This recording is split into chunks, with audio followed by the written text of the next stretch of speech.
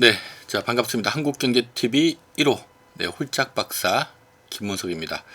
제가 한국경제TV와 첫 인연을 맺었던 게 제 나이 28, 당시에 이제 자산운용사에서 펀드 매니저 하다가 우연히 한국경제TV 방송한 게 인연이 돼서 지금 27년째 한국경제TV를 통해서 여러분들과 함께 하고 있습니다. 지금 지난해 이후로 코스피가 상당히 많이 올랐습니다. 이제 거의 6천 시대를 이제 문을 열어버렸는데, 자 막상 6천까지 와서 기분은 좋지만 또 워낙 많이 올랐다 보니까 이것도 조정 대비해야 되는 거 아니냐라는 걱정도 있을 거고, 오늘 그와 관련된 6천 시대 대응 전략이라는 주제로 여러분들하고 함께 할 예정이니까 참조하시고요. 삼성전자 얘기부터 해야 될 것 같아요. 우리 코스피 6천 시대 문을 연 게 결국 삼성전자 때문이다라고 봐야 되겠죠. 지금 보시는 화면은 삼성전자 최근 주가 차트인데, 불과 저희 지난 12월 말에 삼성전자가 10만원이었거든요. 이게 두 달도 안 되는 기간 동안에 오늘 20만원. 대한민국 대표 기업인 삼성전자가, 시가총액 1등 기업인 삼성전자가 불과 두 달도 안 되는 기간에 따블이 났습니다. 삼성전자가 100% 올랐다는 얘기는 지수도 상당 부분 끌고 올라왔다라는 얘기가 되겠죠. 결국 오늘자로 삼성전자가 20만원을 탈환하면서 코스피 지수도 5,969, 그 6천선에 바짝 지금 다가서게 됐고요. 근데 단 두 달 만에 덩치 큰 기업이 워낙 강하게 올랐다 보니까 단기적으로 너무 많이 올라서 좀 조정 나오는 거 아니냐라는 걱정들도 있을 거고, 또는 이대로 계속 가는 거 아니냐, 간다면 어디까지 갈까 라는 궁금증도 많으실 것 같아요. 오늘은 이론적으로 삼성전자가 어디까지 상승할 수 있는지 그 가격대를 좀 먼저 점검을 해드리고요. 또 주의할 만한 사항은 없는지 이런 부분들도 함께 좀 점검을 할까 합니다. 자, 먼저 삼성전자의 목표 주가부터 좀 살펴봐 드리면은요. 자, 단기 순이익 기준으로 지금 보시는 화면의 왼쪽 화면이 여기가 매출액, 영업이익, 순이익 표입니다. 최근 5개년, 미래 3개년 이렇게 되어 있는데요. 자, 단기 순이익 기준으로 좀 살펴보면 삼성전자가 지난해 순이익이 45조 원이었거든요. 근데 올해는 140조, 내년 160조, 내후년 200조 좀 이렇게 뜨고 있네요. 그러니까 작년에 40조 원대 벌었던 삼성전자가 올해 이익이 3배 가까이 늘고요. 이 올해 실적이 피크가 아니라 내년에도 더 늘고 내후년까지도 계속 늘 것 같다, 이런 분위기. 이게 결국 최근에 삼성전자 주가를 끌어올린 원동력이라고 봐야 되겠죠. 통상적으로 이익 대비 10배 수렴하는 삼성전자의 주가 특성과, 또 주가는 또 미래를 좀 선반영하려고 하는, 선행하려고 하는 이런 그 주가의 속성을 감안해서 보면, 지금 삼성전자의 이제 목표 주가는 보통 시장에서 어떻게 계산하냐 하면, 지금 올해 140조, 내년 160조, 159조니까 160조로 봐야 되겠죠. 요러면 결국 올해 내년 평균값이 얼마인가요? 140조와 160조의 중간값, 얼추 한 150조 정도 되겠네요. 150조. 자, 그러면 이 150조 원 대비 보통 10배를 주거든요. 10배 이렇게 하면, 이러면 1500조. 그러니까 삼성전자의 목표 시가총액은 1500조라는 얘기입니다. 1500조면 이걸 주가로 한 사람은 얼마가 되냐 하면, 삼성전자가 지금 발행 주식수가 삼성전자가 596만 주거든요. 그냥 계산하기 쉽게 600만 주라 치고, 이러면 얼마가 될까요? 25만원이 됩니다. 삼성전자는 한마디로 올해 내년 추정 실적 감안할 때 이만큼 나온다는 가정 하에 지금 얘기를 하는 거지만, 어쨌든 시장에서는 삼성전자가 올해 140조, 내년 160조, 연평균 한 150조 정도는 이익이 나오는 분위기고, 이 실적이 피크가 아니기 때문에 내후년에는 실적이 좀 더 나올 것 같다는 분위기다 보니까, 그럼 이거 대비 한 10배는 가야 되는 거 아니냐 해서 1500조 정도를 기대를 하고 있고요. 1500조면 주가를 환산하면 25만원 정도가 됩니다. 이게 결국 삼성전자를 최근 10만원에서 20만원까지 끌어올리게 된 배경이다. 이렇게 보시면 되고요. 조금 더 희망적인 얘기를 드린다면 2028년도 지금 추정치 기준이긴 하지만 2028년도 지금 삼성전자 추정 순이익이 200조거든요. 그러면 만약에 이거 대비 200조 곱하기 10배 이렇게 하게 되면 2000조가 되죠. 그럼 2000조면 발행주익수로 나누면 596만 주로 나누면 이거 얼마인가요? 33만원입니다. 33만 5천원인가 아마 그럴 거예요. 좀 희망적인 기대치를 갖고 본다면 시총 2000조 주가 기준으로는 33만원 이렇게 뜨는 거예요. 하다 보니까 최근에 이제 삼성전자에 대해서 대부분 증권사에서 제시하고 있는 목표 주가가 25만원에서 33만원 사이에 많이 이루어져 있다는 것을 여러분들이 알 수 있을 거고요. 이제 다만 그럼 한 33만원까지 보고 배팅할까? 우선 1차 목표인 25만원까지 보고 배팅할까? 라는 부분에 대해서는 일단 여기에 조금 무게를 두는 게 맞지 않나 라는 생각이 듭니다. 제가 지금 AI 시장 선점을 위해서 뭐 글로벌 하이퍼스케일러들이 아주 좀 경쟁적으로 좀 투자를 하고 있다 보니까 관련해서 이 반도체 만드는 기업 전 세계적으로 3개밖에 없죠. 삼성전자, SK하이닉스, 그다음 미국의 마이크론 이 3개 업체가 지금 수혜를 보면서요. 올해 내년 내후년까지는 실적 기대감이 좀 상당히 높고 여기에 대한 신뢰가 높습니다. 요걸 감안하면 일단 올해 내년 실적 대비 10배 정도 수준인 25만원 요 정도는 일단 1차 목표가로 보는 게 합당한 게 아닌가라는 생각이 들고요. 다만 조금 주의사항도 있긴 한데 우리가 목표 주가라고 하는 것이 대부분 그 기업의 미래 실적 추정치 대비 목표가를 뽑는 겁니다. 하니까 미래 실적 추정치가 변동이 생겨버리면 그러니까 이만큼 벌 거다 생각했던 게 높아지면 목표가는 상향되는 근거가 되지만 낮아지면 목표가가 하향되는 근거가 되거든요. 또 주의사항으로는 결국 지금 시장에서 예상하고 있는 삼성전자 올해 내년 내후년 실적 추정치가 앞으로 시간이 가면서 이게 상향된다면 더 상향된다면 주가엔 좋은 거지만 만약에 하향된다면 이러면은 또 주가에 제동이 걸릴 수가 있는 거죠. 그래서 과연 이 삼성전자의 미래 추정 실적이 혹시나 하향될 가능성은 없는가라는 부분도 한번 저희가 살펴봐야 되는데 최근에 이와 관련된 주의사항이 몇 개가 있긴 해요. 바로 첫 번째는 오픈AI입니다. 챗GPT 운영사 오픈AI. 최근 미국에서는요. 오픈AI를 둘러싼 순환출자 관련해서 논란이 아주 심합니다.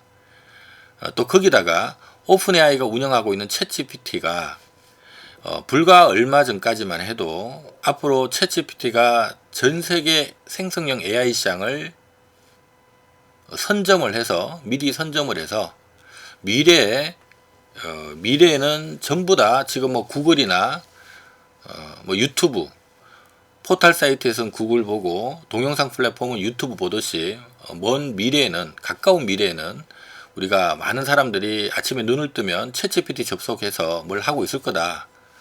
원래 이렇게 생각을 했던 부분들이 최근 미국에서는 분위기가 좀 달라요. 오픈AI 챗GPT가 기대만큼 성과를 내기 힘들겠다는 전망이 많습니다. 구글의 제미나이를 포함해서 여러 경쟁 업체들이 챗GPT와 비슷한 생성형 AI 서비스를 막 하고 있는데 이게 지금 보니까 뭐 챗GPT보다 괜찮네라는 지금 평가들이 막 들어오고 있거든요. 하다 보니까 오픈AI가 운영하고 있는 이 챗GPT가 기대만큼 성과를 내기가 좀 힘들 수도 있을 것 같다라는 의견들도 요즘 많고 이러면 이제 그 얘기는 무슨 얘기냐 하면 결국 오픈AI가 앞으로 미래에는 내가 시장을 선점을 할 거니까 나한테 빨리 선제적으로 투자를 해라 해가지고 엔비디아한테도 돈을 투자받고 마이크로소프트한테도 돈을 투자받고 오라클한테도 뭐 지분 받기로 하고 이렇게 전 세계적으로 투자를 많이 받았거든요. 그리고 중요한 거는 이 투자 받은 돈을 그걸 그대로 예를 들어서 엔비디아한테 투자 받은 돈은 엔비디아 GPU 칩 사주고, 마이크로소프트한테 투자 받은 돈은 마이크로소프트 애저 서비스죠, 클라우드 서비스 이용하는데 지불해주고, 또 오라클 쪽에 또 투자 받기로 한 거는 오라클 쪽에 AI 데이터 센터 쪽에 비용 지불하고, 결과론적으로 오픈AI가 여러 군데서 지금 투자를 막 받아가지고 그 돈으로 너네 거 다시 또 사줄게, 지금 이런 식으로 해서 지금 순환 출자가 막 형성되어 있는데, 오픈AI가 운영하는 챗GPT가 생각밖에 그렇게 뭐 잘 안 될 것 같은데, 기대했던 것만큼 성과가 없을 수도 있을 것 같은데 하다 보면 이 투자하기로 했던 데가 이 금액이 제동 걸릴 수가 있다는 얘기입니다. 뭐 예를 들어서 한 뭐 100억 불 투자하기로 했으면 이 금액이 100억 불이 아니라 뭐 30억 불이 될 수도 있는 거고, 또는 좀 상황을 좀 지켜보면서 하자 하면서 100억 불 투자를 하기로 했던 거를 당장 뭐 올해 다 하기로 했던 거를 뭐 3, 4년에 걸쳐서 나눠서 해버린다든가, 그러니까 투자가 지연되거나 투자 규모가 축소될 가능성도 배제할 수는 없다는 얘기고요. 근데 투자 규모가 지연되거나 규모가 축소되거나 투자가 지연되거나 하면 결국 이만큼 투자한다는 가정하에 엔비디아의 GPU 칩이 이만큼 팔리겠구나 라고 시장 기대했고, 이러면 GPU 칩을 가동하는 데 들어가는 HBM 반도체가 이만큼 팔리겠구나, 이렇게 하면서 지금 실적 전망이 엔비디아부터 시작해서 반도체 업체들 다 떠 있는 상태인데, 이게 투자하기로 한 규모가 축소되거나 투자 시기가 좀 나눠서 지연되는 분위기 되어버리면 이총 매출 전망이 지금 이만큼 벌 거야 했던 것들이 그것보다는 못 벌 수도 있겠네 하고 다운될 가능성도 있다는 겁니다. 그 얘기는 현재 삼성전자의 실적 전망치가 지금은 굉장히 긍정적인 낙관적인 전망들이 붙어 있는데, 이걸 바탕으로 해서 지금 목표가 기본 1차 25만원, 희망적으로는 33만원, 이런 분위기가 지금 붙고 있는데, 만약에 앞으로 시간이 흘러가면서 AI 데이터 센터에 대한 어떤 투자가 좀 축소되는 분위기다, 또는 좀 지연되고 있다, 이런 얘기가 나오면 이 실적 전망치가 다운될 가능성이 있고, 이런 목표가가 함께 1차 목표가도 다운되고 2차 목표가도 다운되고 이런 상황이 벌어질 수가 있다는 겁니다. 자, 하다 보니까 지금 시장에서는 이 희망적인 목표가 33만원을 보고 배팅하기는 좀 무리가 있다. 이게 실적 전망치가 좀 다운되더라도 1차 목표가는 뭐 아주 위에 있는 건 아니니까 우선은 뭐 요 정도로 타겟팅을 하는 게 맞지 않느냐, 이런 의견이 많다라는 점 여러분들 참조를 하시면 좋을 것 같고요. 그다음에 두 번째는 또 뭐가 있냐 하면, 이 반도체 산업이라고 하는 것은 우리가 흔히 사이클 산업이라고 얘기를 합니다. 이게 어떤 맥락이냐 하면요, 이 반도체 산업이라고 하는 것은 어떤 신상품이, 그러니까 반도체를 필요로 하는 신상품이 런칭이 되면 자, 수요가 막 붙겠죠.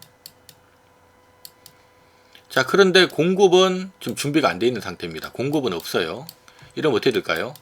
반도체 가격이, 수요는 있는데 공급이 딸리니까 가격이 막 올라갑니다. 그럼 가격이 막 올라가는 상태에서 신상품이 또 나온 거니까 많이 팔리겠죠. 더하기 많이 팔려요. 비싸게 많이 파는 사태가 벌어진다는 겁니다. 이러면은 반도체 실적이 엄청 좋아집니다. 자, 그런데 이러면 이제 가만히 있지 않죠. 공급이 딸리니까 뭘 하게 되나요? 설비 투자를 하게 됩니다. 그러니까 설비 투자를 하게 되면 이제 시간이 좀 지나면 이제 공급량이 늘어나기 시작해요. 근데 공교롭게도 요 시점에 초기에 신상품이 나왔을 때는 막 수요가 붙었던 게, 이게 어느 정도 이제 좀 사고 나면 그 다음부터는 수요가 살짝 멈춥니다. 그러니까 수요가 좀 둔화되기 시작한다는 얘기죠. 이러면 어떤 얘기가 되나요? 공급량이 늘어나면서, 그러니까 수요는 조금 위축되는데 공급량은 늘어나고, 이러면 가격이 이제는 이전보다는 조금 떨어진다는 얘기인데, 이 상태에서 판매량도 이전보다 좀 떨어지는 사태 붙으면 실적이 툭 떨어지는 사태가 벌어진다는 겁니다. 이래서 우리가 흔히 반도체 산업은 사이클 산업이라고 하는 거거든요. 실질적으로 지금 삼성전자 같은 경우도 보면 삼성전자 영업이익이 막 2021년도에 51조 냈던 회사가 멀쩡하게 있다가 갑자기 2023년도에 6조 원. 그러니까 1년에 51조 벌던 회사가 갑자기 6조 원. 이랬던 적이 있습니다. 같은 기간에 SK 하이닉스 같은 경우도요. 지금 SK 하이닉스 같은 경우도 2021년도에 코로나 이후로 지금 영업이익이 12조가 났거든요. 그러니까 12조가 터졌는데 이때는 이제 코로나 때 공급 병목 현상 때문에 막 공급에 차질이 생기고 하면서 반도체 가격이 막 튀어 올랐거든요. 아마 다들 기억을 하실 겁니다. 이때 반도체 좋았죠. 근데 이때 막 영업이익이 반도체 가격이 올라가면서 한 12조 냈던 게 갑자기 2023년도에는 적자 나버렸어요. 이게 반도체 산업의 좀 특징이 이런 것들이 있다는 얘기입니다. 뭔가 지금 공급은 딸리는데 수요가 생기면 가격이 막 올라가면서 비싸게 많이 파는 현상으로 실적이 왕창 좋아졌다가 그럼 다시 이제 공급량이 늘리게 되면 가격이 좀 빠지는데 그 상태에서는 수요가 이전보다 이제 조금 완화되기 시작하면 싸게 이전보다 적게 파는 거니까 실적이 또 툭 떨어져 버리는 이런 경향들이, 그러니까 반도체 산업은 산업 특성상 실적의 변동이 한 3, 4년 바짝 좋았다가 또 그 다음에 좀 꺾이고 하는 이런 경향이 있다는 거예요. 하다 보니까 이제 시장에서는 어떤 부분을 또 우려를 하냐 하면, 자, 지금 현재 작년 기준 44조 원 벌었던 삼성전자가 올해는 140조, 내년 160조 정도 벌 것 같아요. 현재 이런 분위기고요. 나아가서 지금 2028년도는 거의 199조, 한 200조 원까지 한번 나올 것 같다, 이런 분위기인데, 다만 지금 시장에서는 이 실적이 아마 피크가 아닐까라는 우려들이 있다는 얘기입니다. 지금 현재는 지금 작년 대비 삼성전자가 올해 실적이 3배 가까이 느는 이유는요, 다른 것보다 그동안 삼성전자는 HBM 공급을 못했잖아요. 근데 이제 올해부터 HBM4를 공급하기 시작하면서 여기서 이제 매출이 붙기 시작하는 거고, 동시에 최근에 모든 업체들이 HBM 쪽에 설비를 확 붙이다 보니까 기존의 레거시 반도체가 공급량이 딸려서 지금 가격이 막 급등하고 있거든요. 기존 이 범용 반도체 가격이 막 급등하면서 지금은 삼성전자 같은 경우는 기존에 이제 레거시 반도체 가격이 급등하면서 지금 실적이 대폭 호전되는 분위기에다가 HBM 쪽 신규 매출 붙으면서 올해 이익이 거의 한 3배 가까이 늘어날 거란 분위기고, 이 HBM에 대한 수요나 뭐 이런 것들을 감안할 때 이 흐름이 올해가 끝이 아니라 내년, 내후년까지는 이어질 것 같다, 이런 분위기인데, 다만 2028년 이후가 됐을 때 HBM 수요가 지금은 이제 초기에 이 하이퍼스케일러들이 시장을 초기 선점하기 위해서 막대하게 지금 돈을 때려붓고 있는, 먼저 시장을 선점하기 위해서 때려붓고 있는 상황이지만, 이제 어느 정도 설비 투자가 진행되고 나면 그때부터는 추가적인 어떤 AI 데이터 센터에 대한 설비 비용이 계속 폭발적으로 늘어날 수는 없거든요. 조금 멈추거나 조금 줄어들 가능성이 있다는 얘기입니다. 그럼 HBM 관련된 매출이 분명히 좀 줄어들 거고, 가격도 지금은 없어서 비싸지만 이때가 되면 지금보다 생산량이 많아졌을 거니까 지금 공장 짓는 속도를 감안하면 가격도 좀 떨어질 거란 얘기입니다.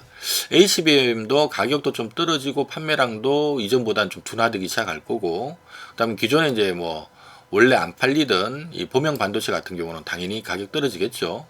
이러면 2029년, 2030년도는 실적이 툭 한번 떨어질 가능성이 있다라고 보는 거거든요.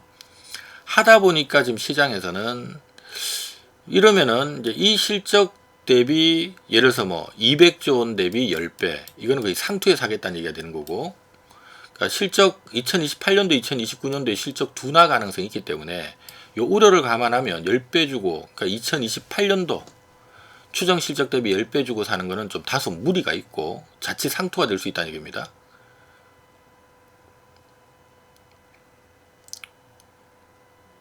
여덟 배 조금 할인을 해서 8배를 주고 사게 되면 이것도 조금 부담은 있죠. 별로 매력적이진 않아요. 이런 보통 한 6배 이렇게 들어가는 경우들이 있어요. 6배. 6배 하면은 2, 6, 12, 1200조거든요. 1200조면 사실 20만 원입니다.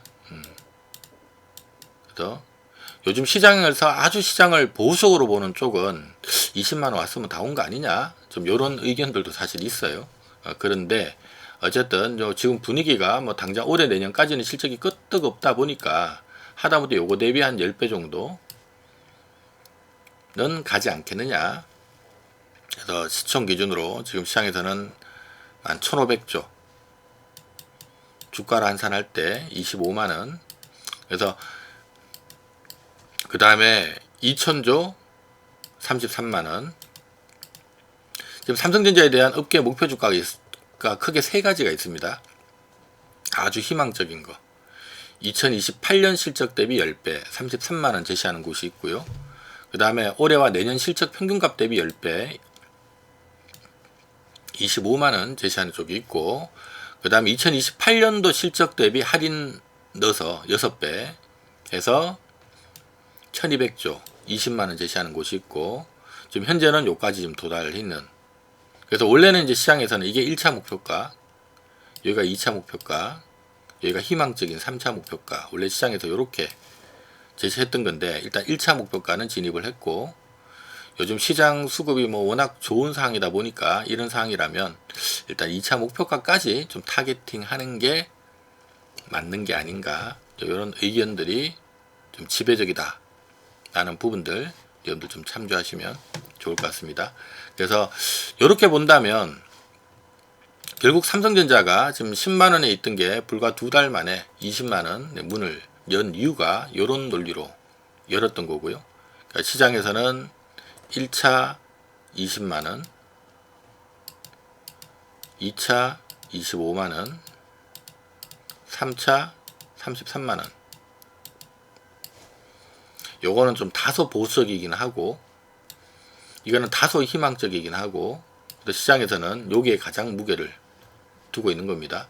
결국 이 부분이 주가를 여기까지 끌어올리게 된 원동력이 됐다라고 생각하시면 되고요. 결국 삼성전자가 10만에서 20만 올라오면서 우리 코스피도 6천 시대 이제 문을 열게 된 거다. 이렇게 여러분들이 지금 시장을 이해를 하시면 될 것 같고요. 그리고 앞으로도 어쨌든 25만원까지는 지금 추가적으로 한 25% 정도 상승 여력이 지금 남아 있는 거죠. 그래서 이런 상태다 보니까 지금 시장이 많이 올랐지만 분위기가 아직은 끝이 아니라 삼성전자도 좀 더 갈 수 있는 여력이 아직은 남았고, 이러면 지수도 좀 더 갈 수 있겠네 라는 게 코스피 기준으로 업계 시각이다, 이렇게 보시면 될 것 같아요. 다만 지금 현재는 최근에 분위기가 막 쉬지 않고 이렇게 올라서 있는 분위기인데, 다만 바로 계속 쉬지 않고 달리기보다는 좀 숨고르기가 그래도 좀 들어가지 않을까라는 의견들이 좀 많습니다. 그래서 그 의견들이 많은 이유는 다름이 아니라 약간 미국 증시의 어떤 찝찝함, 아마 이런 것들을 거론을 하는 것 같아요. 무슨 얘기냐 하면 최근에 이 미국 증시가 재미가 없습니다. 앞서 차트에서도 잠깐 보셨지만 이게 지금 나스닥이거든요. 좀 기간이 최근 4개월입니다. 나스닥은 지난해 10월 말을 기점으로 지금 나스닥은 엎어졌다 반등 줬다 엎어졌다 반등 줬다 하면서 옆으로 좀 누워 있고요. 그리고 제법 어떻게 본다면 10월 말 대비 빠져 있는 상태입니다. 그래서 좀 나스닥 흐름이 좀 안 좋다는 거예요. 뭔가 좀 찝찝한, 최근 4개월 동안 주가도 못 가고 좀 찝찝한 부분들이 없지 않아 있다는 거고, 그리고 그러니까 이게 왜 그런가라는 부분을 들어봤더니만 좀 복합적인 요인들이 좀 깔려 있다는 겁니다. 첫 번째는 약간 이 정치적인 이벤트도 깔려 있고요. 지금 요 보시는 화면은 2000년부터 최근까지 나스닥 추이인데요. 나스닥 추이를 가만히 저희가 좀 구분해서 보면 2000년부터 그러니까 2001년부터 2008년까지는 부시 대통령이 집권하던 시기고, 그 다음에 2009년부터 2016년까지가 오바마가 집권하던 시기고, 2017년에서 2020년이 트럼프 집권하던 시기고요. 2021년부터 2024년까지가 바이든이 집권하던 시기고, 지금 2025년부터 지금 현재 트럼프가 다시 재집권을 지금 하고 있죠. 자, 미국은 대통령이 4년 중임제입니다. 그러니까 4년 2번 할 수 있어요. 대통령 한 4년 한번 하고 난 다음에 이제 선거를 해서 뽑히면 4년 더 할 수 있고, 단 이제 토탈 8년 이상은 못 하게끔 되어 있습니다. 그리고 일반적으로 보면은 뭐 공화당이 한번 하고 나면 이제 아이고 뭐 공화당 지겹다, 한 8년 하고 나면 지겹잖아요. 큰 중간에 뭐 사고 치지 않는 한 뭐 공화당이 한 8년 하고 나면 아이고 공화당 지겨워하고 이제 또 민주당이 그 다음에 하고, 또 민주당이 또 8년 하고 나면 아이고 지겨워하고 또 공화당으로 넘어오고, 계속 이런 패턴이 반복되는데, 제가 2001년부터 2008년까지는 이제 우리 공화당 후보죠, 이 부시 대통령이 4년 2번을 했던 거고요. 아이고 지겨워 바꿔 해가지고 그다음 이제 민주당 후보인 오바마가 4년 2번 했던 거고, 아이고 지겨워 바꿔 해서 트럼프가 딱 했는데, 트럼프가 원래 4년 2번을 해야 되는데, 큰 이변이 없는 한 2번을 해야 되는데 워낙 좀 시끄러웠죠. 하다 보니까 막 뭐 탄핵 이슈도 있었고 뭐 하다 보니까 결국 이제 트럼프는 이제 4년 한 번 하고 바로 이제 민주당 후보인 바이든 쪽으로 넘어갔고, 또 바이든이 받았으면 원래 웬만하면 바이든이 4년 2번 하거든요, 원래는. 근데 워낙 연세가 많으시고 막 건망증도 있는 것 같고 막 좀 너무 좀 연세가 많긴 많았죠.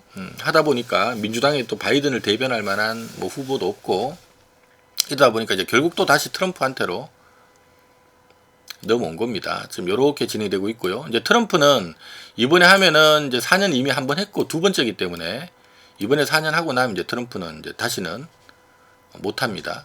물론 이제 뭐 또 트럼프 사람으로 또 공화당은 또 채워 나가겠습니다만은, 근데 여기서 하나 참조할 부분 중에 하나가요, 이 정치적인 부분에서 어떤 이슈들이 하나가 있냐 하면, 첫 번째는 중간선거. 대통령 임기 재임 기간 동안에 4년 재임 기간 동안에 중간에 중간선거를 치르거든요. 근데 이 중간선거는 현재 정권에 대한 약간 평가 성격이 있다 보니까 일반적으로 의석수를 하원 쪽에서 집권당이 좀 잃는 경우가 많습니다.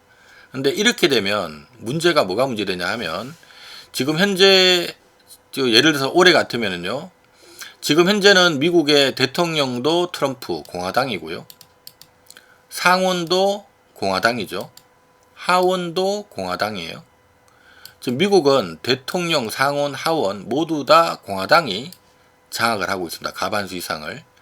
그러면 지금은 트럼프가 막 이끄는 대로 이 정책이 잘 좀 돌아가고 있어요. 누가 뭐 제동 걸지도 못합니다. 자, 그런데 이번에 중간선거를 통해서 뭐 대통령이 바뀌지 않을 거고, 그렇죠? 지금 11월 말에 있습니다.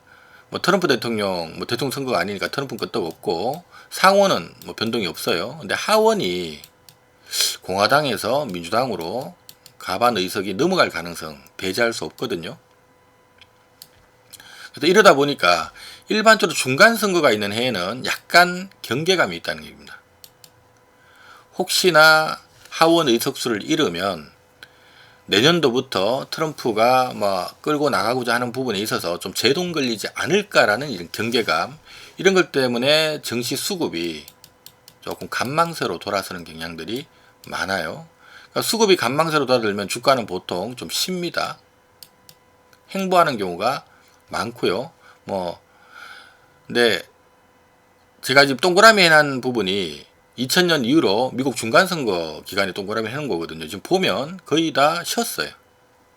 2002년도 쉬었고, 요때도 쉬었고, 이때도 쉬었고.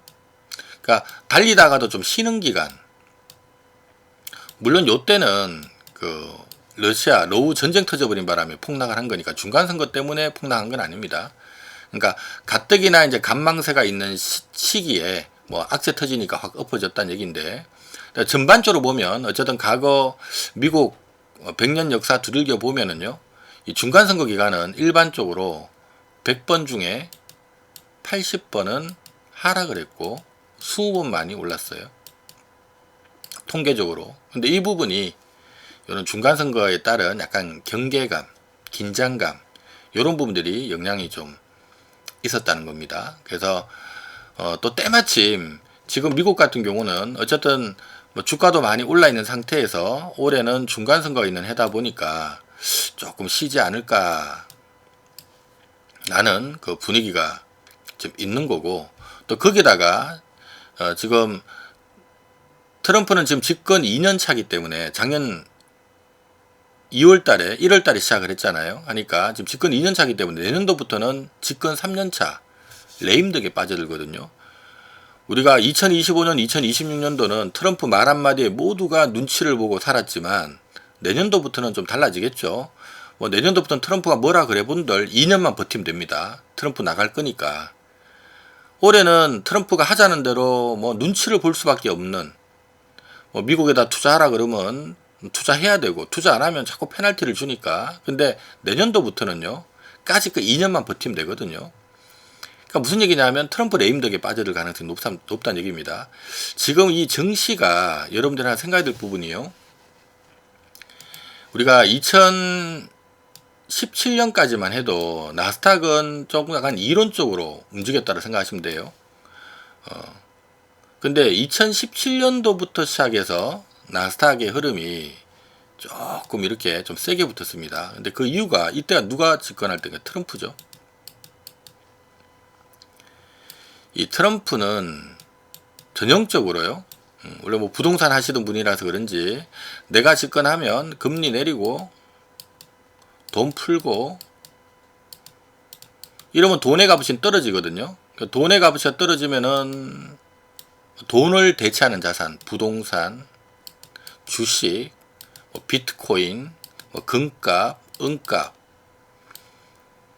금리 내리고 돈을 자꾸 풀면 달러 들고 있어봐야 이자를 안 주겠다는 얘기고, 돈 풀면 돈의 공급량이 많아지니까 화폐 가치가 떨어지거든요.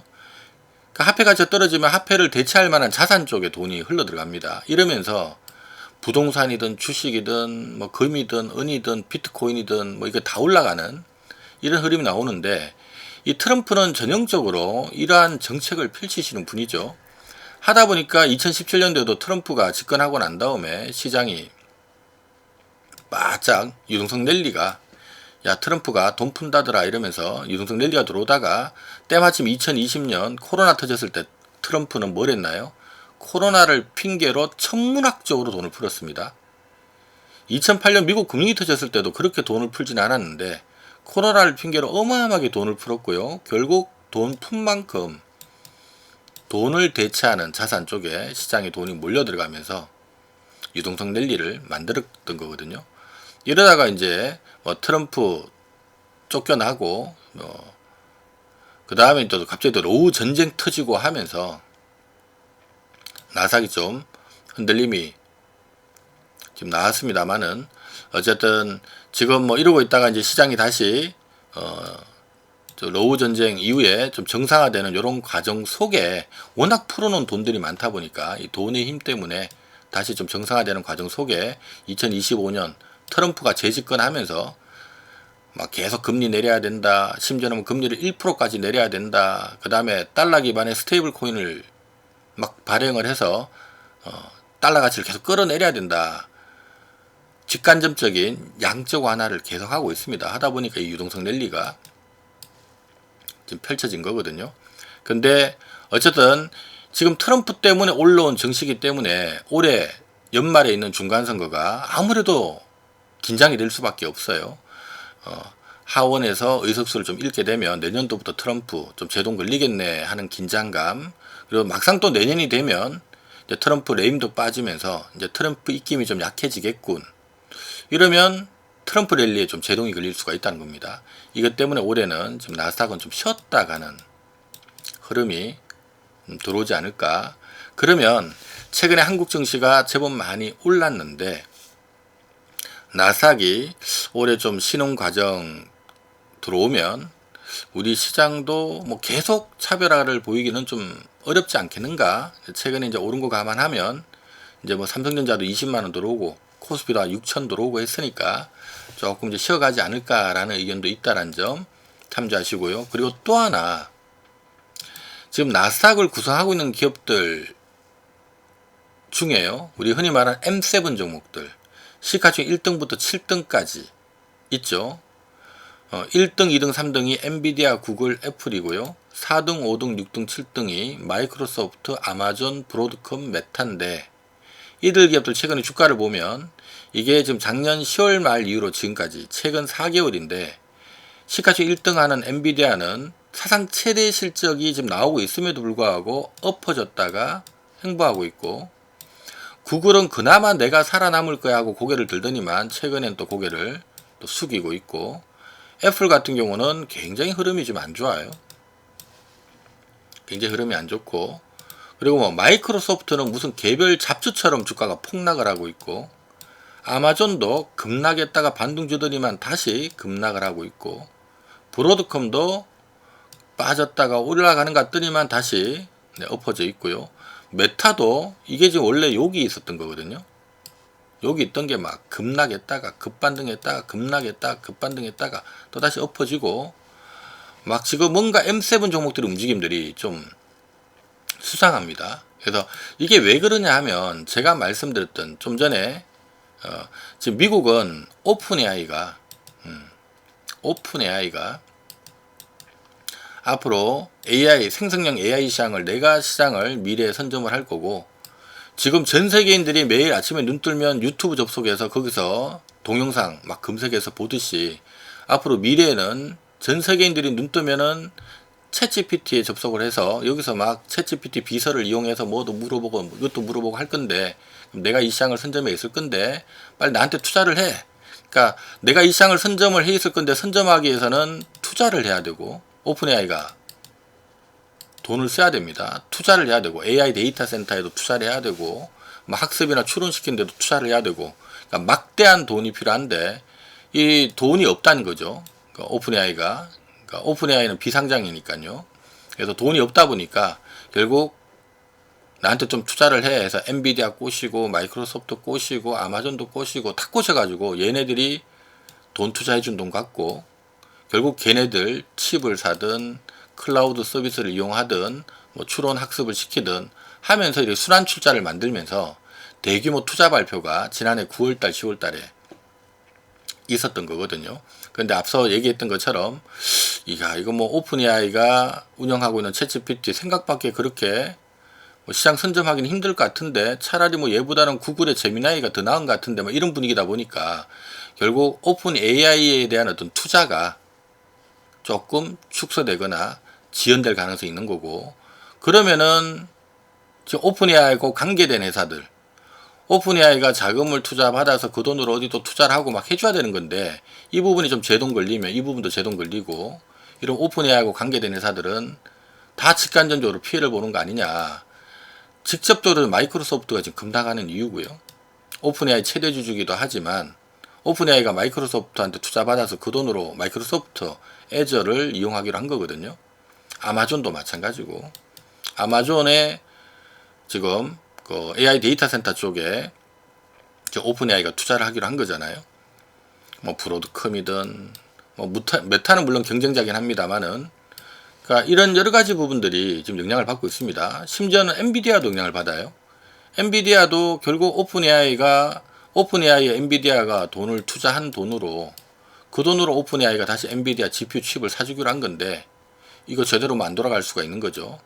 또 엄밀히 따지면 순환출자고 하다 보니까 이제 엔비디아도 헤매고 앉아 있는 거고, 어쨌든 얘네들이 막 대규모 투자 발표를 지난해 9월달 10월달에 하다 보니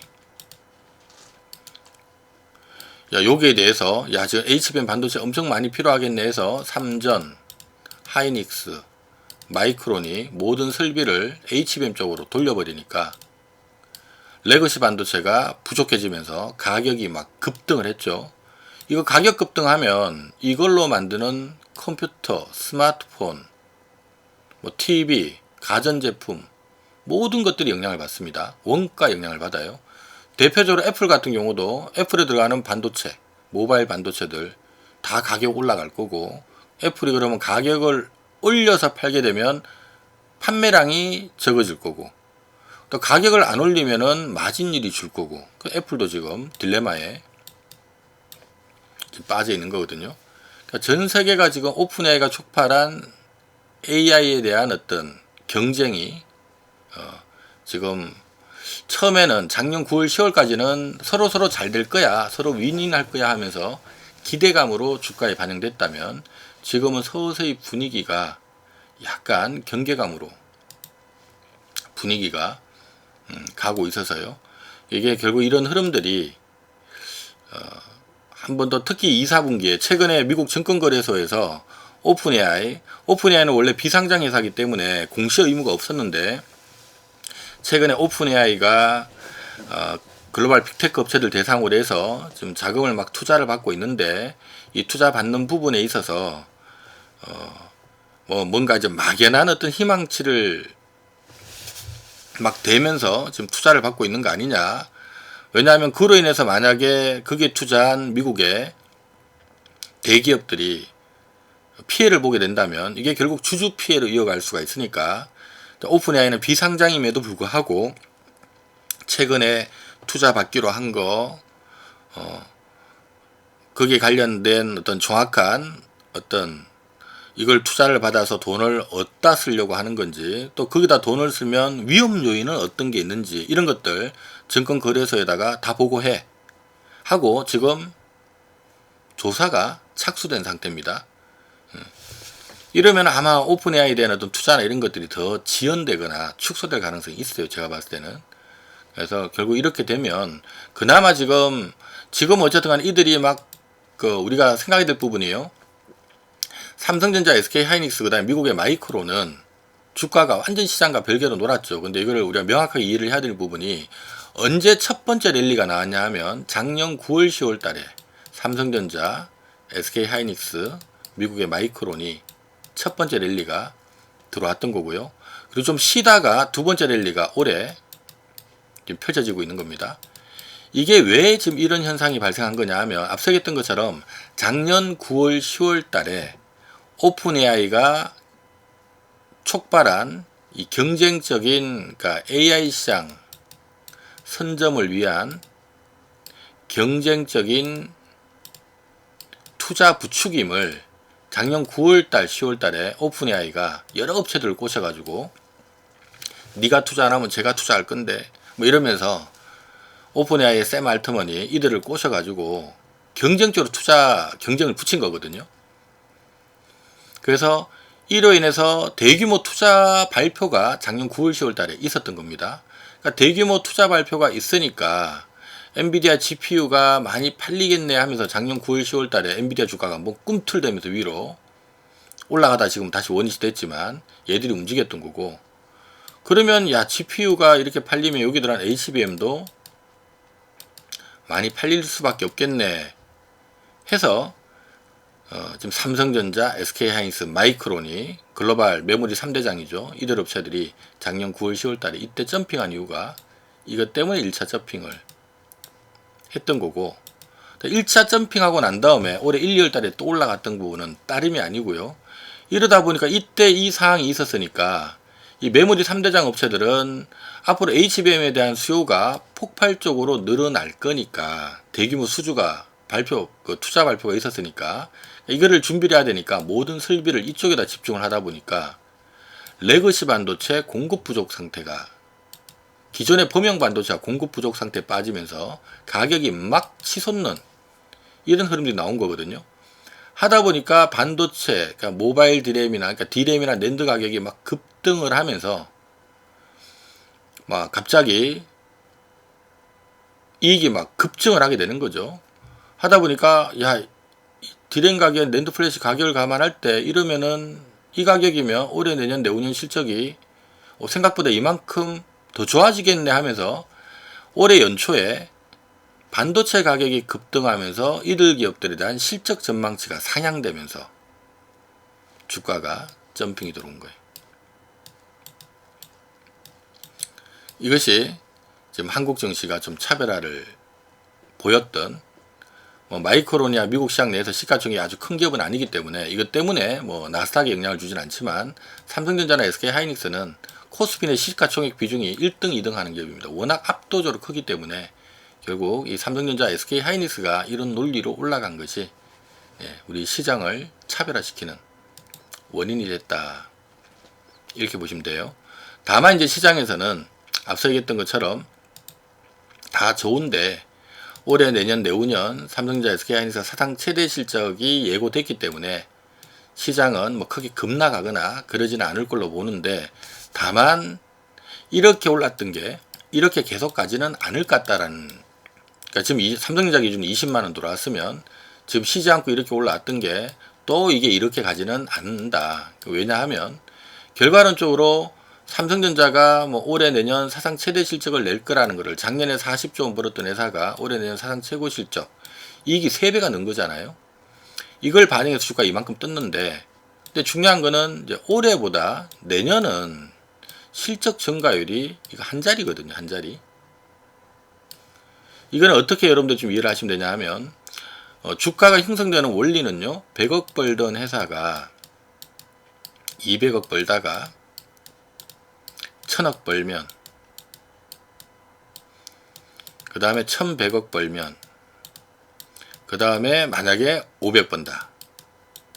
그러면 주가는 이론적으로는 어떻게 움직이냐 하면, 이익이 100% 늘면 주가도 100% 올라가고요. 이익이 5배 늘면 주가도 또 5배가 올라갑니다. 그리고 이익이 10% 늘면 주가는 10% 올라가고요. 이익이 반토막 나면 주가도 반토막이 나요. 자, 이게 이론적인 주가 패턴이고요. 실질로는 주가는 어떻게 움직이느냐. 주가는 미래 실적을 선행하는 경향이 있거든요. 여기서 이렇게 놀다가 야, 내후년에 1000억 번다는데 이러면 먼저 달립니다. 근데 이제 그때부터는 이제 주가가 못 가고 이렇게 있다가 막상 사상 최대 실적을 막 엄청난 실적을 내고 있는데 주가는 계속 못 가요. 이러고 있다가 내년에도 사상 최고 실적이라는데 그 다음에 실적 좀 떨어질 것 같은데 하는 분위기가 이제 시장에 눈에 띄면 사상 최고 실적 내고 있을 때 주가는 미리 빠집니다. 이게 실제 주가의 움직임이에요. 그래서 이런 맥락으로 놓고 보면 지금 삼성전자나 SK하이닉스 주가 위치는 어느 정도에 있냐 하면 지금 여기 있다 생각하시면 돼요. 여기.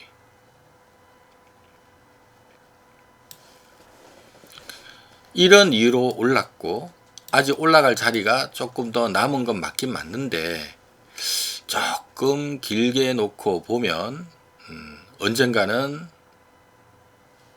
이제 이 자리가 이렇게 올랐듯이 계속 또 이렇게 올라가는 자리는 아니란 얘기예요. 대충 한 이쯤이다 생각하시면 돼요. 이쯤.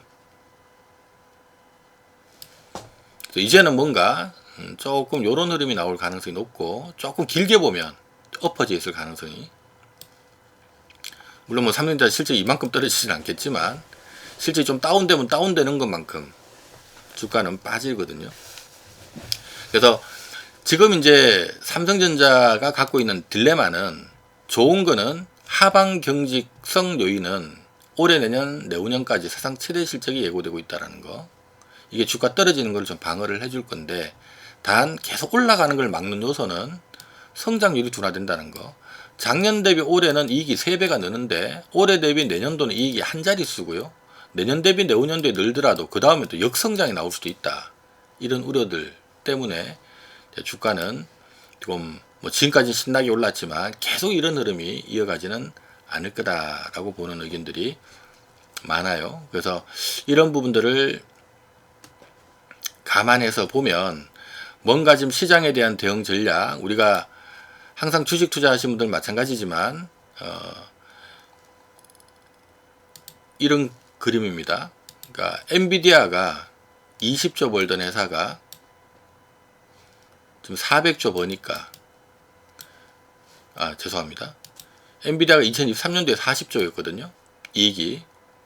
올해 260조, 내년 380조예요. 전망치가. 한 3, 40조 벌던 회사가 지금 한 3, 400조 버니까 주가는 주당 20불 하던 게 200불까지. 이익이 10배가 느니까 주가도 10배 오른 겁니다. SK하이닉스는 2023년도에 적자였던 회사가 올해 내년 사상 최대 실적을 낸다니까 주가가 7만원 하던 게 90만원까지 10배 이상 올라 있는 거거든요. 주가라고 하는 거는 이익이 변화하는 만큼 오릅니다. 지금 무슨 얘기냐면 100억 벌던 회사가 1000억 벌면 주가는 10배 오른다 생각하시면 되고요. 아무리 지금 돈을 잘 벌어도 1조 버는 회사가 앞으로 2, 3년 안에 연간 한 1조 1000억 정도 본다. 이러면 주가는 10% 오른 거예요. 10%. 주가라고 하는 것은 현재 발생하고 있는 실적과 가까운 미래의 실적을 대부분 반영을 하고 있기 때문에요. 거기서 이제 미래의 변화가 위로 나오면 그만큼 주가는 올라가는 건데 변화가 나오지 않으면 못 가는 거겠죠. 그래서 이런 맥락에 놓고 보면 우리가 이제 하나 주의해야 될 부분은 뭐냐 하면 100억 벌던 회사가 1000억을 벌 때 이미 주가는 10배가 올랐어요. 근데 이 회사가 앞으로 한 4, 5년 후에 1조를 벌게 된다면 여기서도 10배가 더 갈 수 있는데 지나 보니까 뭐 1100억이다 이래버리면 이제는 10%밖에 못 올라간다는 얘기입니다. 그러면 우리가 이런 위치에서 어쨌든 과거를 치다 보니까 역시 주식은 엔비디아야. 엔비디아 20불 하던 게 200불까지 와서 또는 SK하이닉스 7만원 하던 게 막 90만원까지 와서 역시 주식은 엔비디아야. 뭐 역시 주식은 하이닉스야. 지나 보니까 결국 뭐 엔비디아 사서 내가 돈 많이 벌었고 하이닉스 사서 돈 많이 벌었다 하신 분들은 역시 주식은 장기 투자해야 되고 종목 딴 거 다 필요 없어. 얘들 사면 돼 하고 얘를 지금 들어서 중장기로 한번 우리 인연을 맺어보자 하고 들어갔을 때 과연 나올 수 있는 성과가 또 이런 성과가 나올 수 있을까? 현실적으로는 불가능하다고 봐야 됩니다. 왜냐하면 이런 성과가 나오려면은요. 지금 엔비디아는 당장 올해 내년 260조, 380조, 평균 300조 정도를 지금 버는 겁니다. 이게 여기서 10배가 올라가려면은요.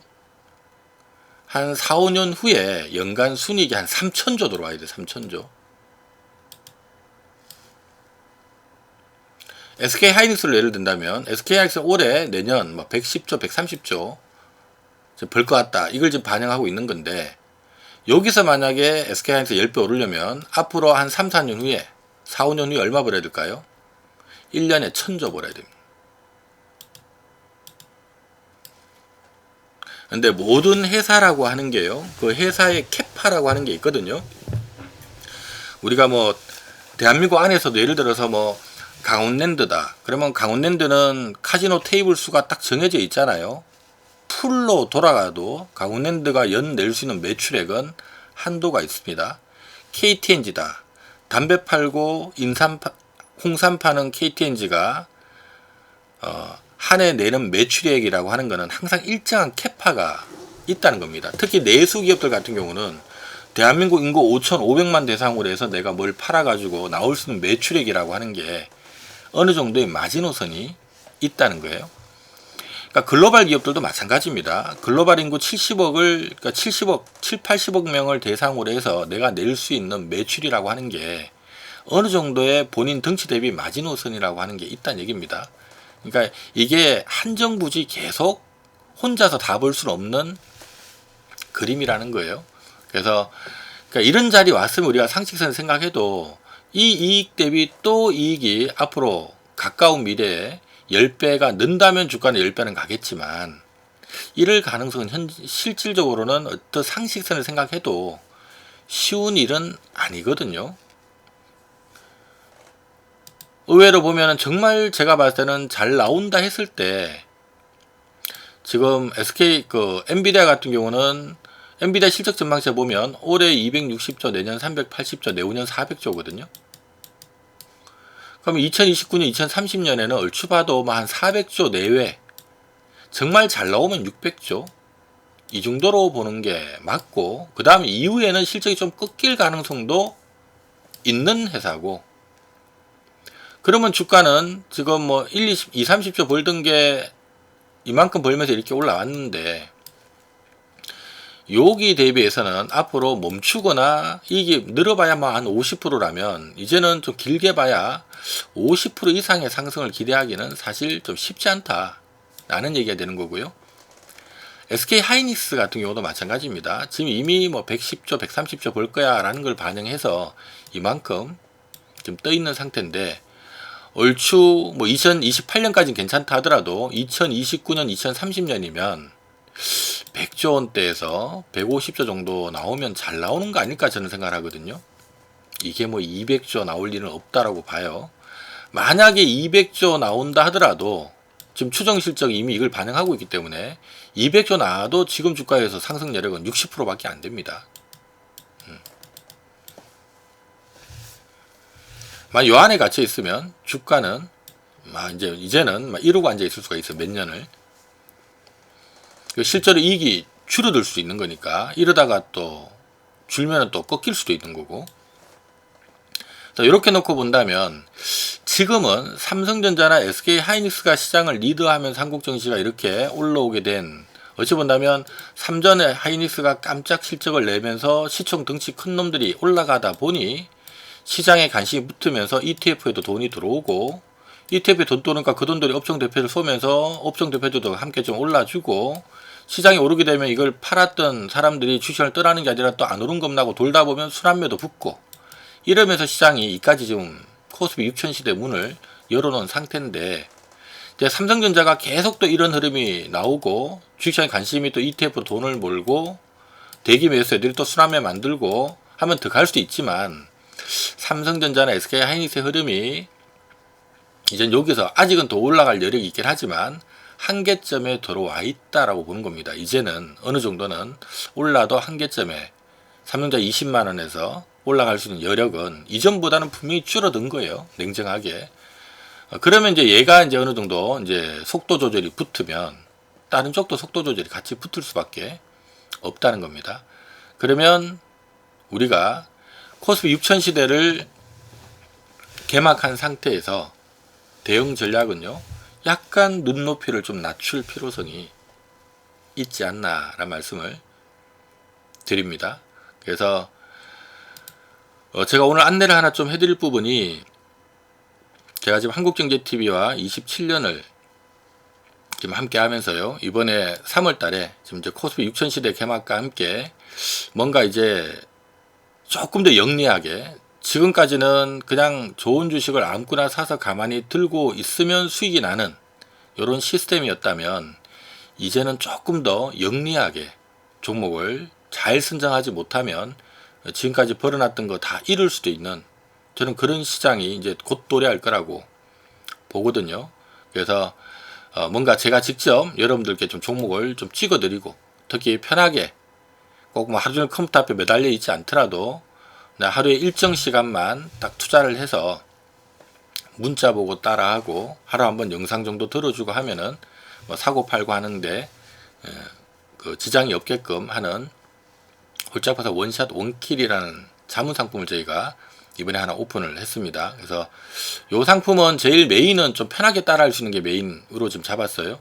핸드폰만 있으면 누구나 좀 쉽게 따라할 수 있고, 저희가 모든 추천 종목은 문자로 현재가 얼마인데 얼마 밑에서 사세요 하고, 그냥 문자 보고도 편안하게 주문을 내릴 수 있도록, 그리고 한번 추천한 종목은 매도하는 그날까지 제가 다 관리를 해드릴 거고요.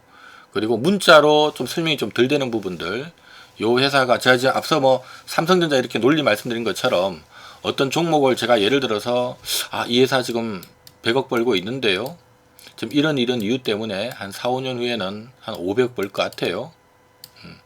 근데 지금 한 500억 벌면 한 5천억 가야 되는데 지금 주가는 한 2천억 정도라서 최근에 좀 올랐지만 아직도 더블 정도는 할 수 있습니다. 요런 거는 사도 괜찮습니다.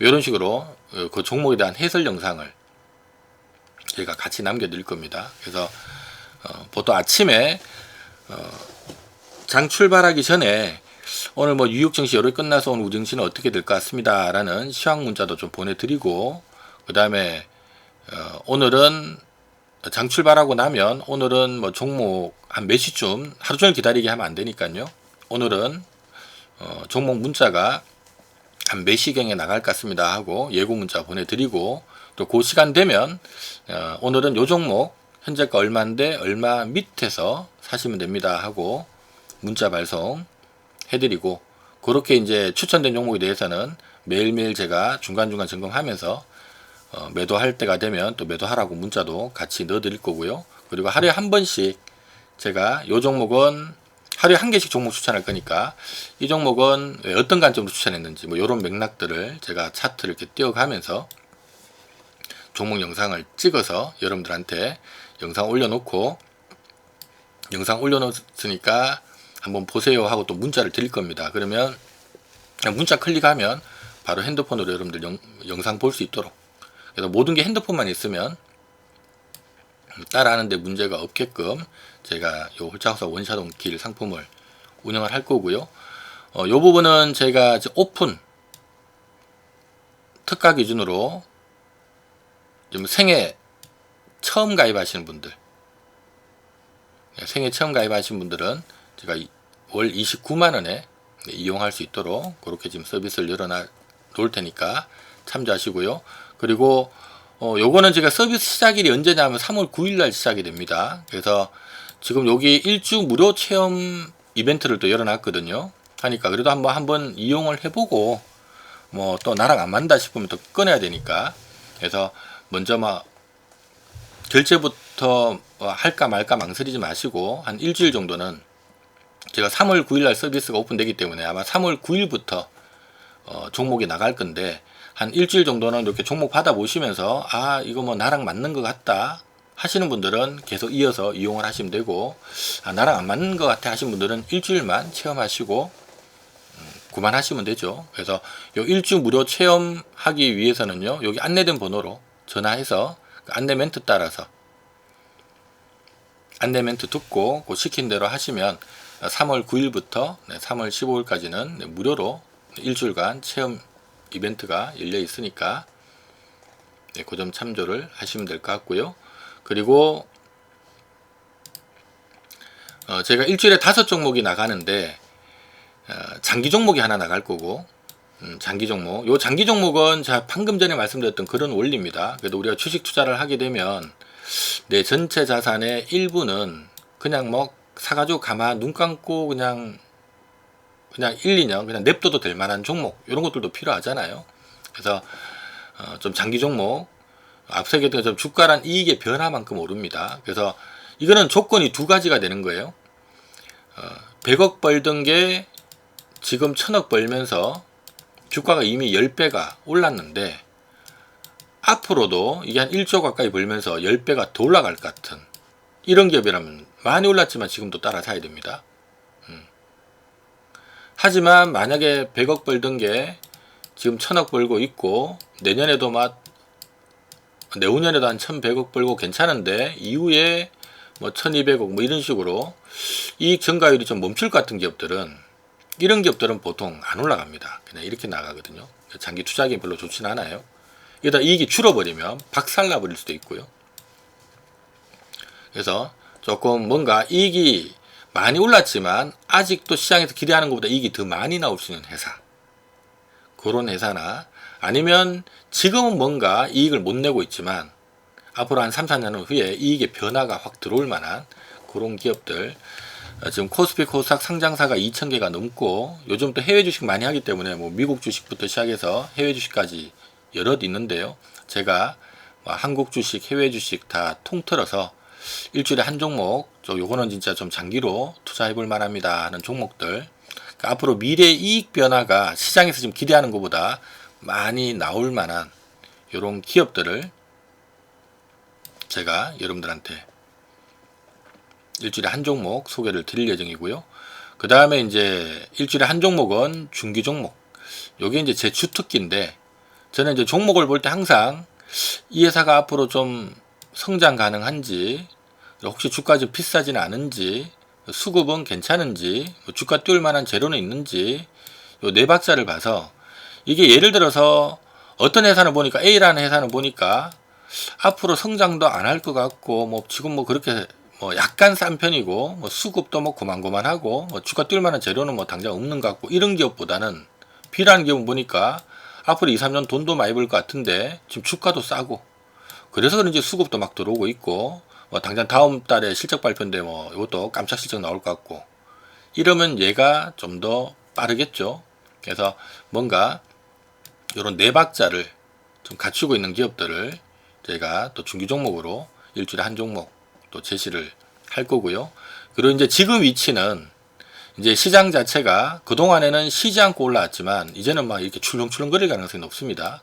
이런 위치에서는 이걸 필히 감아 들고 있기보다는 적당하게 너무 잦은 매매는 아니더라도 한두 달에 한 번씩은 사고 팔고 해야 될 가능성이 높습니다. 그래서 좀 요럴 만한 종목들 한 달 안에 그래도 좀 수익 날 만한 종목들 한 번씩 공략 포인트 잡아드리고 또는 뭐 1, 2주 안에 수익 날 만한 종목들도 한 번씩 공략 포인트 잡아드리고요. 시장이 이렇게 왔다 갔다 하는 과정 속에서 뭐 예를 들어서 한 이쯤 들어왔다 이러면 조금 한 달 보고 또는 1, 2주 보고 분할 매수하다 보면 또 싸게 잡아서 또 기회를 노릴 수가 있겠죠. 이런 맥락이고요. 그리고 일주일에 한 종목 정도는 초단기 종목 당일 좀 급등할 것 같은 거. 요거는 이제 저희가 그러니까 종목이 보다 보면 아침에 출발 시세 대비해서 오늘 좀 종가 기준으로 이미 좀 떠서 마감할 것 같은 거 요런 거 하고 그 다음에 이미 떠서 이러고 있지만 내일 아침에 빵 떠서 출발할 만한 것들 요런 것들은 짧게는 1박 2일 뭐 평균 2박 3일 요렇게 내가 아침에 얘는 오늘 지금 뭐 2, 3% 출발하는데 이거 잘하면 한 10% 넘어갈 것 같다 하는 것들 있으면 미리 약간 아침에 좀 선침해도 시켜드리고 그 다음에 얘는 오늘 오전에 떴다가 지금 옆으로 누워 있는데 분위기가 내일 좀 갭으로 떠서 갈 것 같다 하는 것들은 장마감 무렵에 좀 치고 들어가는 방법도 있겠죠. 요거는 이제 보유기간이 1박 2일 또는 뭐 2박 3일, 3박 4일, 일주일 미만입니다. 그래서 1급 투자자들 자금 집행이 좀 세게 들어오면서 오늘 하루 시장을 주도하거나 당장 지금 뭐 한 일주일 안에 이번 주 시장을 막 주도할 것 같은 기업들 이런 기업들 좀 짧게 이거는 뭐 1박 2일 또는 2박 3일 길게는 한 3박 4일 정도 보고 좀 트레이딩 할 만한 종목도 나가니까 그거 좀 참조하시고요. 그래서 하루에 한 종목씩 총 일주일에 5종목이 이용하는 기간 동안에 나가게 될 건데 뭐 이런 컨셉으로 나간다라는 거 참조를 하시면 될 것 같고요. 제일 중요한 거는 제가 어찌됐든 간에 중기 종목을 찾든 단기 종목을 찾든 초단기 종목을 찾든 그러니까 어떤 종목을 좀 투자를 하든 매매를 하든 제가 제일 중요하게 보는 부분은 일단 종목 선정입니다. 여기 자료화면에서 보시는 것처럼요. 어떤 종목은 같은 기간 이렇게 올라가는 기업이 있는 반면에 어떤 종목은 같은 기간 이렇게 떨어지는 기업이 있거든요. 우리가 이 떨어지는 기업을 갖고는 투자를 하든 매매를 하든 성과를 내기가 쉽지 않습니다. 그래서 저는 항상 여러분들한테 좀 강조하고 싶은 부분은 내 수익을 위해서는 종목 선정을 잘해야 됩니다. 어떤 사고 팔고 하는 매매 스킬보다 더 중요한 거는 종목 선정이에요.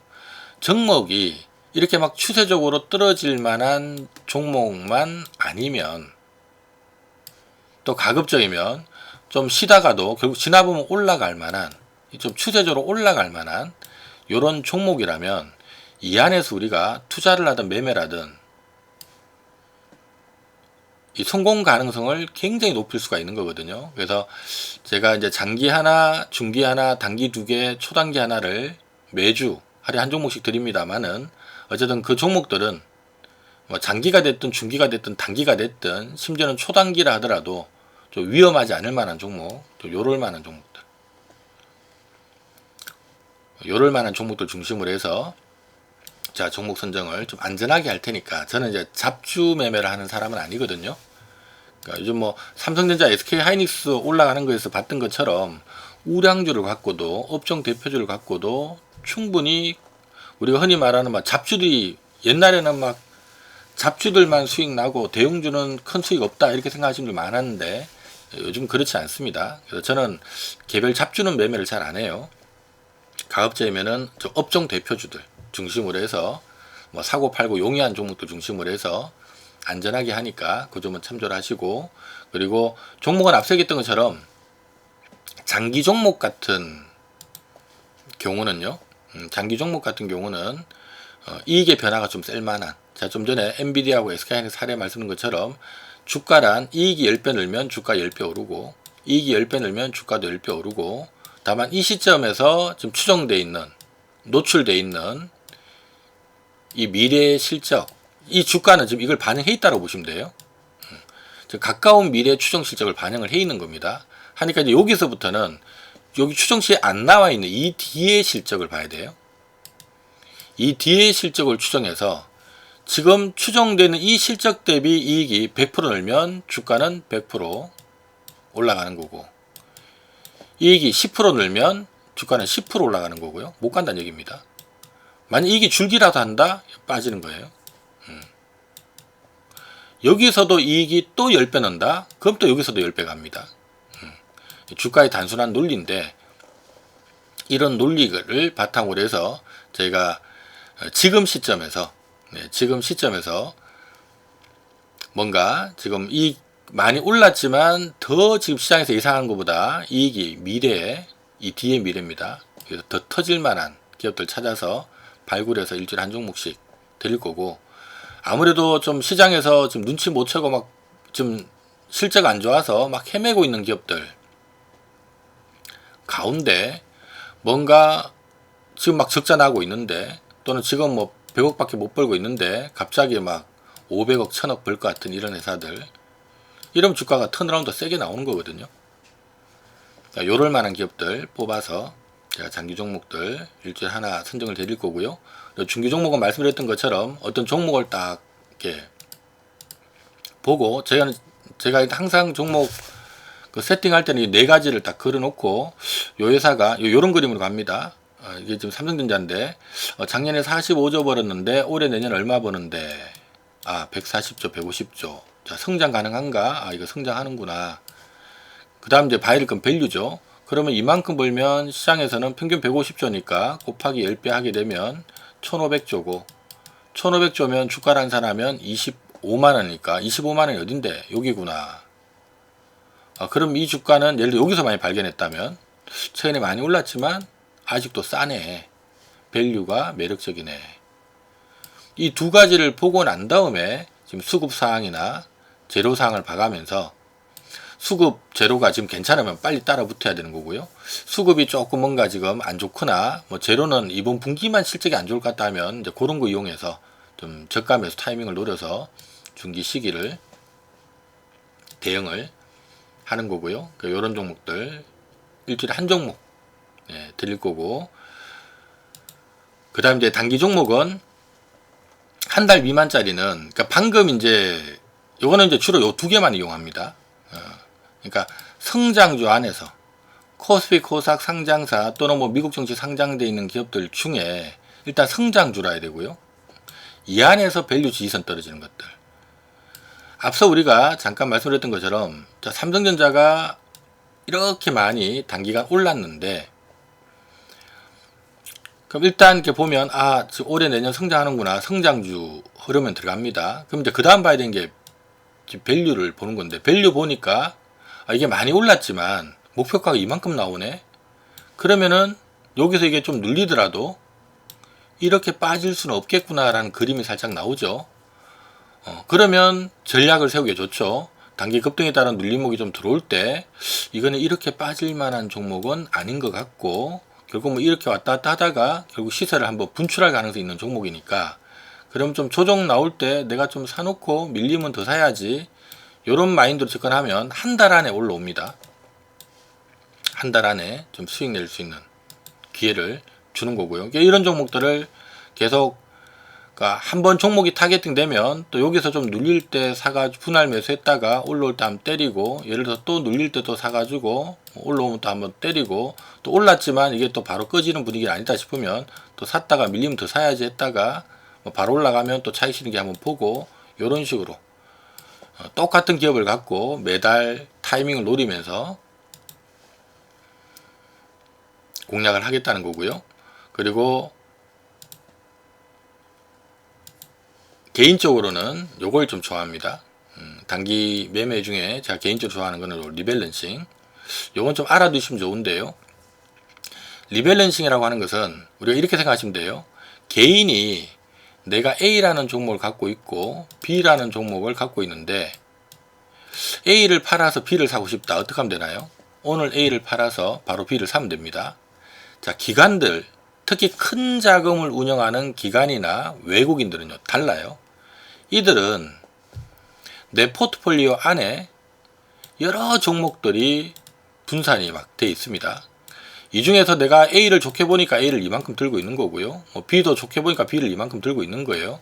근데 매 분기마다 이제 포트폴리오 회의를 하면서 어떨 때는 어떤 게 생기냐 하면, 이번 분기에는 A가 좀 올랐으니까 A를 조금씩 이만큼 드러내서 요 물량만큼 B를 조금 더 늘려야 되겠다. 어떤 이런 전략이 만들어집니다. 그러면 이 전략이 만들어지면은요, 매매가 어떤 식으로 가냐 하면 A를 다 파는 게 아니잖아요. 하니까 막 급하게 때리지 않아요. 그러니까 이럴 때는 어떻게 하냐 하면 기간을 정합니다. 첫 번째. 보통 기간을 제일 짧은 게 한 달이고 평균 석 달, 보통 6개월씩 가는 경우도 많아요. 기간을 정해놓고 이 기간 동안에 A는 매일 찔끔찔끔 팝니다. 그리고 그 물량을 그대로 오늘 A를 판 만큼 B를 매일 찔끔찔끔 사요.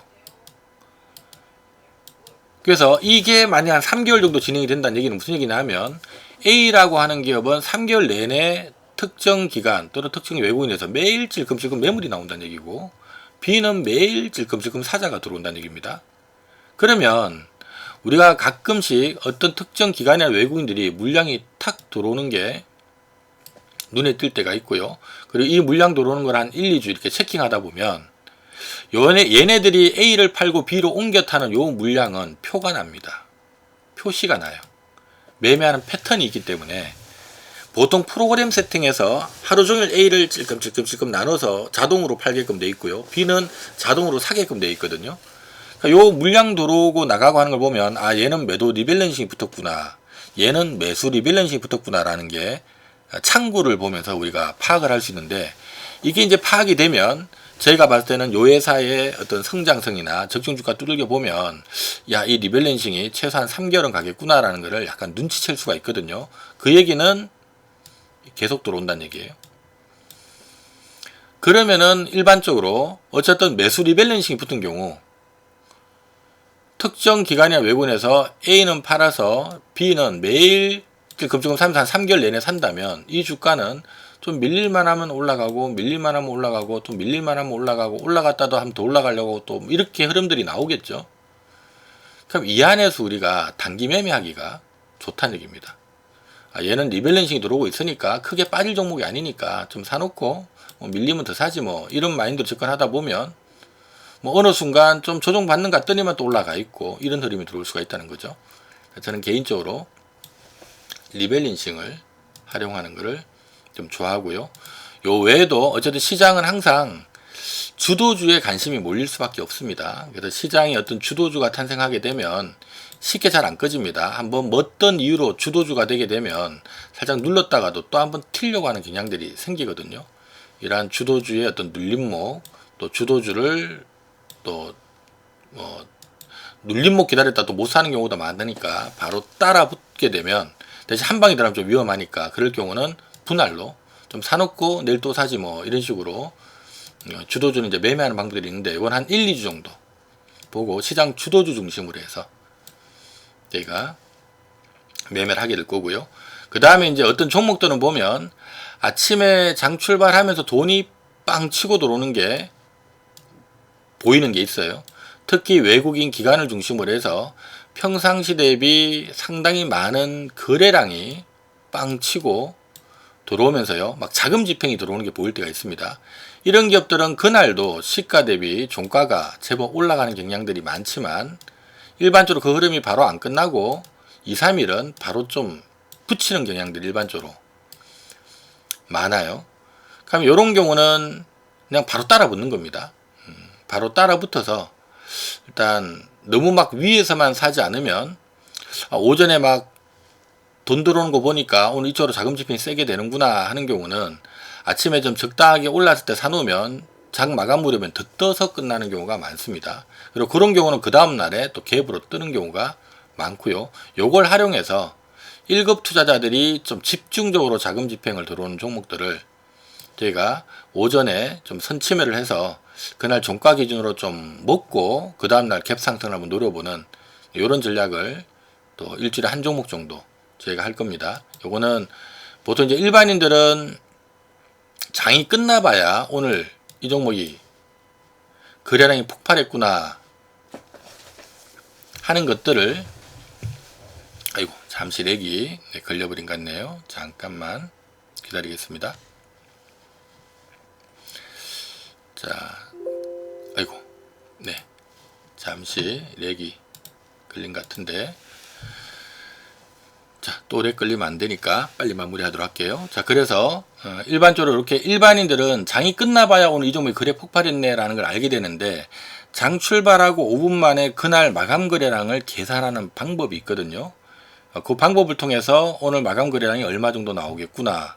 그럼 어제 대비 거래량이 몇 배네 하는 거를 우리가 좀 체킹할 수 있는 방법이 있고 그 방법을 통해서 그럼 이 종목을 오늘 미리 선침해야 되겠다라는 어떤 전략이 생길 수가 있죠. 이런 것들 그러니까 그런 식으로 저희가 1박 2일, 2박 3일, 길게는 3박 4일짜리 초단기 종목도 할 겁니다. 그래서 홀짝푸사 함께하는 원샷 원킬은 이렇게 하루 한 종목, 장기 하나, 중기 하나, 단기 2개, 초단기 하나, 일주일에 총 5종목이 제시가 될 거고요.